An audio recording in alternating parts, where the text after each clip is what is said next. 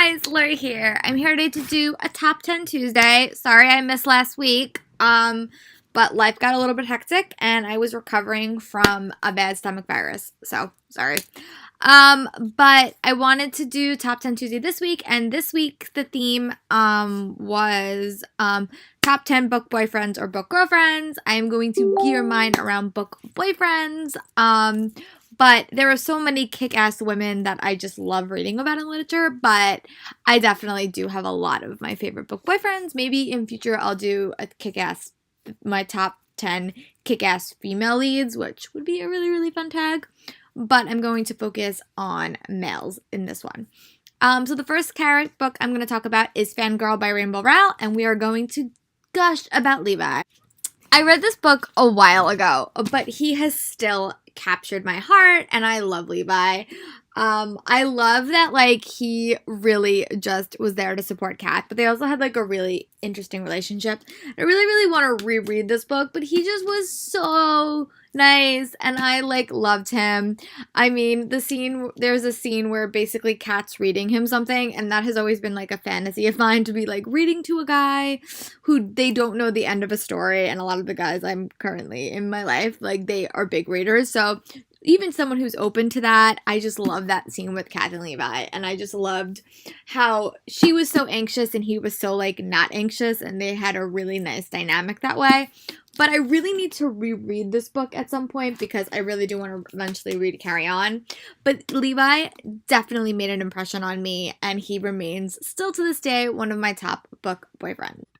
The second book boyfriend on this list is actually very, very timely appropriate, and it is Cricket from Lola and the Boy Next Door by Stephanie Perkins. I actually just met Stephanie Perkins this week and got the book signed, and when I told her Cricket was my favorite book boyfriend, she said she has a newfound respect for anyone that loves Cricket the most, because she says Cricket is probably one of the best, most well-rounded, and like one of the best characters she ever wrote, and like the nicest character that she ever wrote, and I totally agree.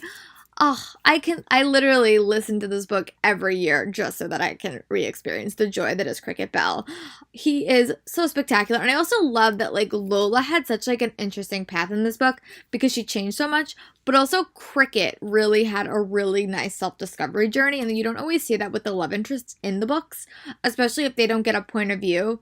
But I really felt like I got so much of Cricket, and I just loved Lola falling back in love with Cricket and all the stuff that they had to deal with, and just the way that the book was structured, like seeing the present and the past. I just loved learning about Cricket, and he remains to this day one of my top book boyfriends that I read on repeat. Like, I really am in the mood to re-listen to this book now that I have seen Stephanie Perkins again.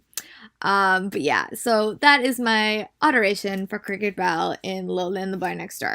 The next book I'm going to talk about is Cress by Marissa Meyer. I think I've talked about this book before, but I really love the character of Thorn, and you have met him in, like, all of the books, so, like, continually, I just love that he's, like, a morally gray character, and I think that, like, he's, like, a fighter pilot, and he really loves his ship. He reminds me a lot of Mal from Firefly, but he has, like, definitely, like, a sweeter side.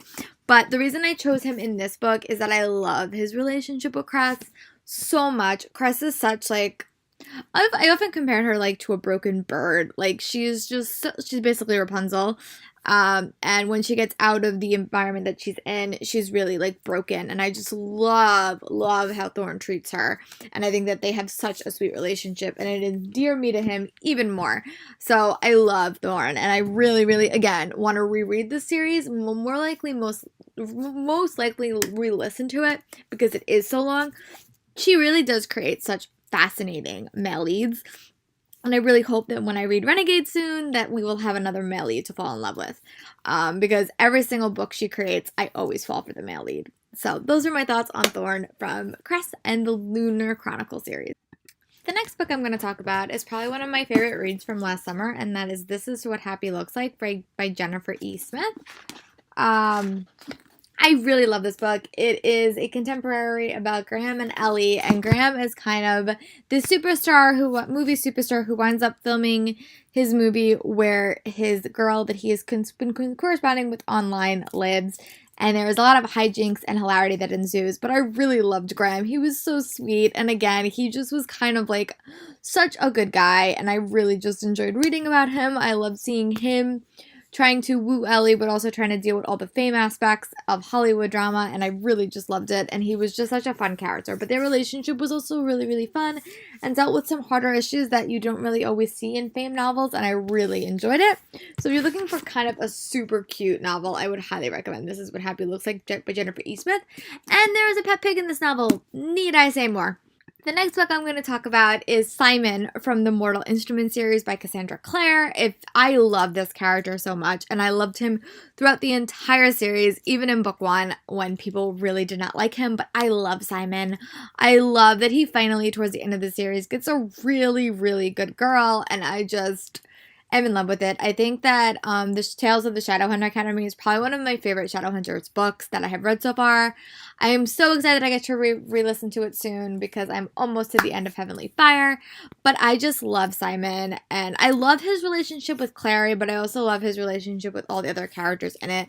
He is just such a geek, and I just love geeky guys, but his vampirism definitely changed his character a little bit. But I loved him. I love seeing a different version of Simon in the Shadowhunter Academy. And he was just such a fun character to read about. Throughout all these books, I just really have seen how much Simon has grown, and I just adore Simon. And if you have not read Simon in Mortal Instruments, I highly recommend that you read it. And I even love the actor on the show Shadowhunters, Alberto, because he is just perfect. He's a perfect casting in my mind is what Simon should be.